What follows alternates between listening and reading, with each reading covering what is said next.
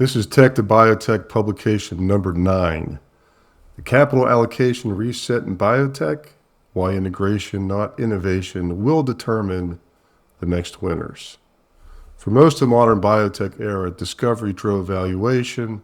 That model is breaking. Biotech is not constrained by discovery anymore. We are seeing more targets, more modalities, and more early stage programs than at any point in history of this industry. But outcomes have not scaled with that. What has changed is where the constraint sits. It's no longer discovery, it's integration.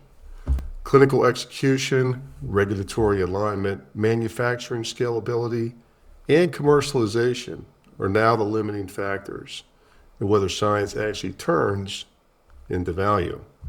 That shift is forcing a reset in how capital is allocated. Capital is no longer flowing broadly toward innovation. It is actually concentrating into companies and platforms that can coordinate across the full system.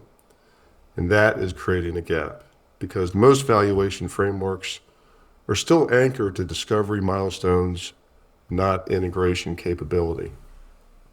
So the result is mispricing across the market, overfunded narratives on one side, underappreciated infrastructure and orchestration layers on the other.